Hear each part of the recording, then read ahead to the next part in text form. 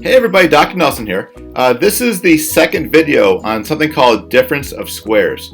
So let's take a look at first at what you should know already. So x squared minus 4 is an example of a term that's a difference of squares because x squared, the square root of x squared is x and the square root of 4 is 2. So I know that if I want to factor it, it's going to be simply just an x and an x here, right?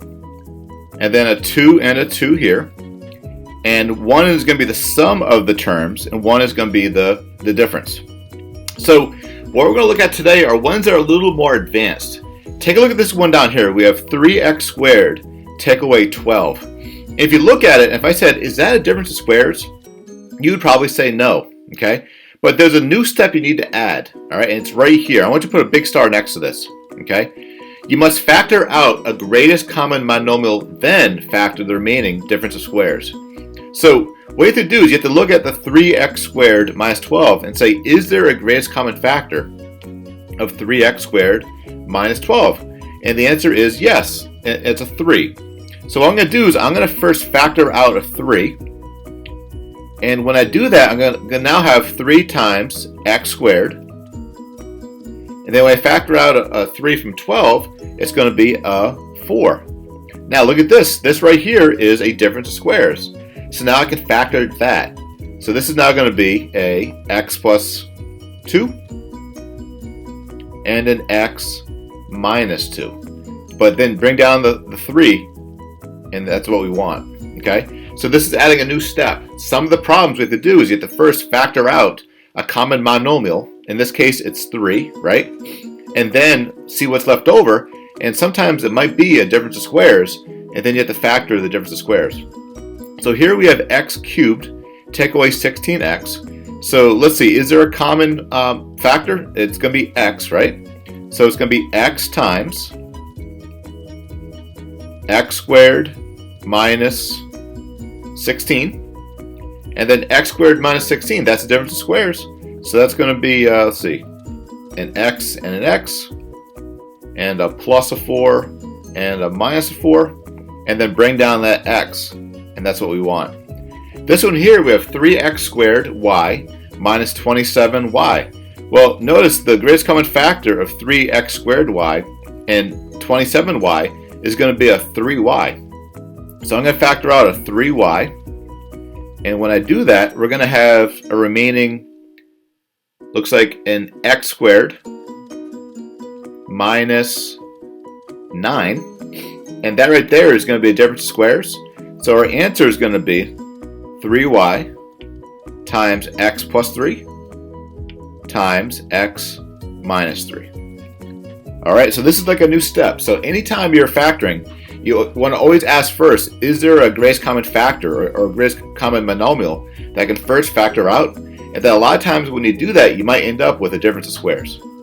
So what I want you to do is I want you to pause the video and try the your turn problem now. And then when you're done, hit play. You can see how you did. All right, good luck.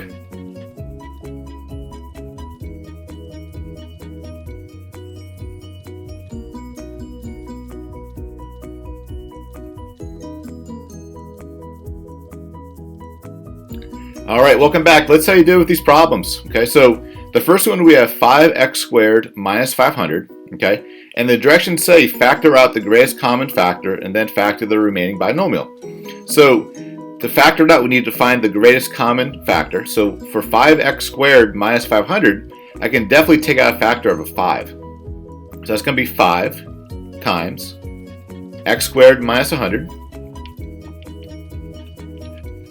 And now x squared minus 100 is a difference of squares. So it's going to be 5 times x plus 10 times x minus 10. And that's it. This one down here, we have x cubed minus 16x. I can factor out a common monomial of an x. So that's going to be now x times x squared minus 16. And this one, again, is going to be a difference of squares. So it's going to be an x plus 4 times an x minus 4 times x. There it is. Here we have 2x squared minus 98. Well, I can take out a greatest common factor of a 2. So it's going to be 2 times x squared minus 49. And x squared minus 49 is another difference of squares.